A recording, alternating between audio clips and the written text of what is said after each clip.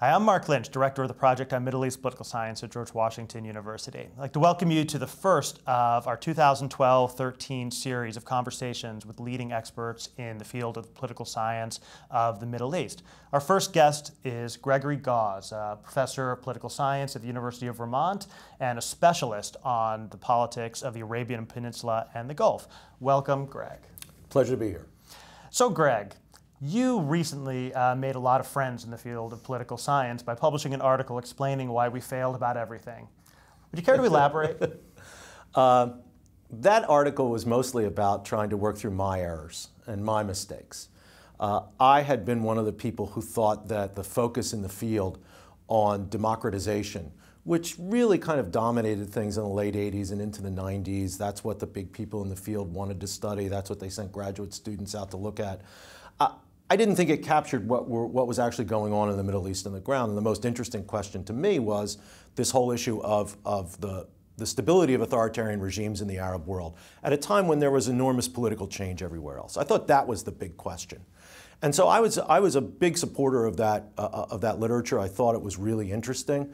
And I thought that that it captured something about the Arab world that was different from other parts of the world and gave us a little comparative leverage to contribute to larger debates in the field.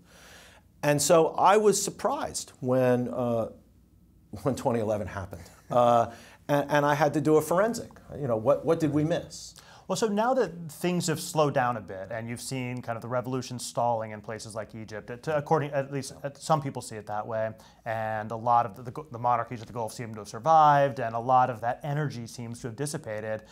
Do you feel vindicated that you didn't get caught up in the rush of enthusiasm? Or do you think that actually this stuff is still going and we'll see it happen in different ways? Oh, this stuff is still going. And look, the stability of authoritarianism literature in its various varieties does have to address the collapse of regimes that were the epitomes of authoritarian stability, right? Even you know, the fact that some regimes have survived doesn't negate the important fact that a number of regimes who, according to the literature that we developed in the field, should have been pretty sturdy, weren't. And so we do have to do, I think, a larger forensic as a group as to what we missed and what's going on. Now, there is an interesting question: why some and not others? And I like, as a prima facie explanation, oil. Right? We're at a time of very, very high oil prices. This gives leaders of oil regimes the wherewithal to strengthen patronage networks, to increase spending without going into serious debt. Didn't work for Gaddafi. Well, he didn't try it, right? This is a guy who fell with hundreds of millions, if not billions, in the bank, right? The Saudis spent the money. Other oil countries, even Algeria, spent the money. Gaddafi didn't.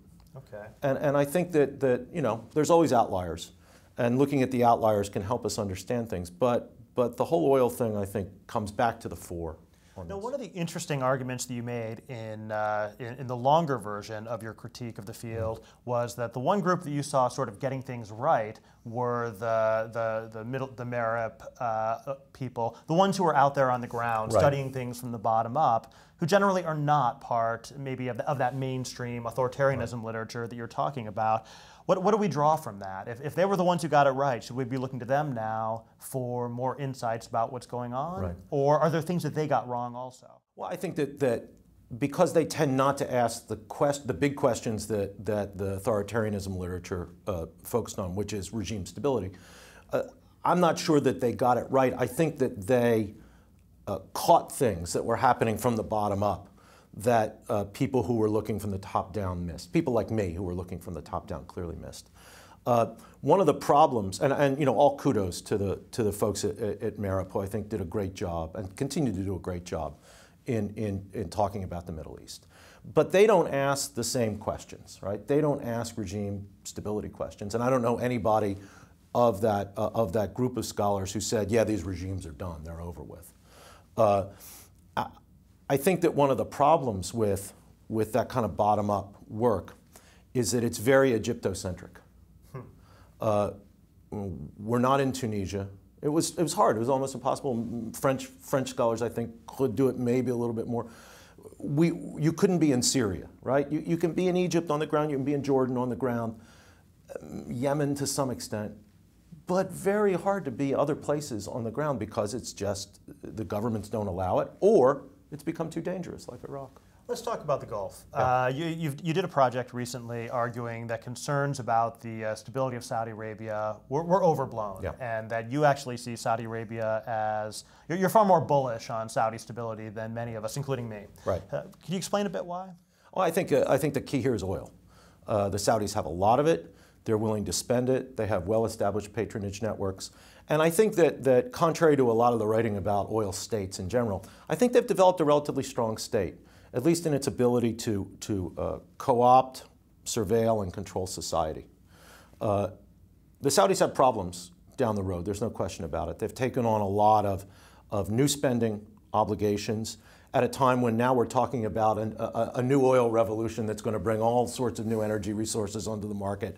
Right? Will the Saudis be able to sustain the kinds of spending that they're embarked on in the long term, like 10 years? Mm-hmm. A lot will depend on the energy markets. But if you're talking about a 3 to 5 year time horizon, they've got money in the bank. The other thing that the Saudis have to face is the generational shift in leadership. That's not going to happen tomorrow, but it's going to, again, on a 10-year time horizon. And I think that will be a difficult thing because it's unprecedented. But other than that, I think the Saudis are in relatively good shape. See, I look at Saudi Arabia and I see a population that it's extremely wired, saturated by popular media, but a tightly repressed public sphere, high levels of youth unemployment, shocking levels of poverty considering the wealth of the kingdom, and then the whole problems over in the eastern province and Sunni Shia problems, and yet you're not impressed by those as factors of instability. I think we would have seen them blow in 2011 if they were going to blow. I think that one of the things that the regime has going for it is that the opposition in Saudi Arabia comes from very disparate areas, and they haven't been able to coalesce. It seems to me that one of the things that set Egypt and Tunisia apart is the ability of various ideological trends to get together on the platform of the people want the fall of the regime. In Saudi Arabia, it's really difficult to get Shia, oppositionist Salafis, more kind of technocratic, quasi-liberal, liberal's not the right term in Saudi Arabia, but you know, quasi-liberal types. They haven't been able to bridge those gaps. And I think that in many cases they still see each other as more threatening than the regime, and the regime is skillful at playing that. When you were living in the Gulf last year, did you hear people, what were people saying about, did they think they were different and somehow immune, or did they see that they were facing common problems with the rest of the region, but responding to them more effectively? I think that they certainly didn't think they were immune. I think people in the Gulf think of themselves as part of the Arab world. They see themselves as part of the Arab world. And we know that Bahrain, to a lesser extent Oman, and to an even lesser kind of different extent Kuwait, felt the reverberations of the Arab Spring as much as any place else, Bahrain especially. I think that they see themselves as having, the ones who are more analytic about this, just more resources to deal with the issue. And then there is the framing of the Iranians and the challenge of what Gulf leadership see as a hegemonic play by Iran, and many of the Sunnis in the Gulf frame events since the Arab Spring in that way. You know, if you look at how Saudi Arabia is behaving around the region, towards Libya, especially towards Syria, towards Bahrain, it seems like a much more interventionist, almost revisionist foreign policy than we've seen from Saudi Arabia in quite a while. Do you think there might be some blowback from that? I think that the Saudis are probably extending themselves further than they're comfortable with. And if we're talking about blowback a la Afghanistan 1980... No, I meant blowback on the regime itself. On the regime itself. No, not in the short term. I mean, I think that the Saudis are extremely uncomfortable being out front in foreign policy. And if we look at their foreign policy efforts pre-Arab Spring to confront and roll back Iranian influence, they all failed. And I think that they're relatively uncomfortable in this position of leadership. But with Egypt, refinding itself, with Iraq, basically not a player but a playing field. The Saudis basically say we're the only ones who can stand up to the Iranians, and that's why their focus on Syria has been so intense. Bahrain was both a domestic and a regional issue. The Saudis have demonstrated that they're going to support monarchy everywhere in the region, and I think that they see that as part of their domestic security. Bahrain is not just monarchy, it's also Iran, and so it's kind of overdetermined that they would do something there. What about Saudi Arabia and Qatar?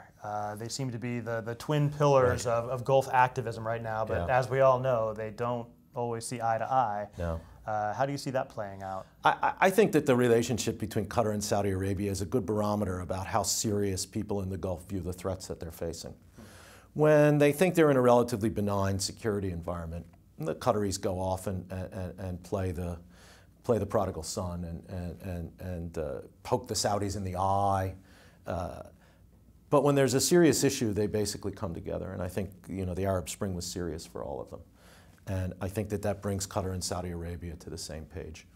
As things relax, if they do over time, I think the Qataris will go off and kind of play their own games. Okay, last question, getting back to the field of political science a bit.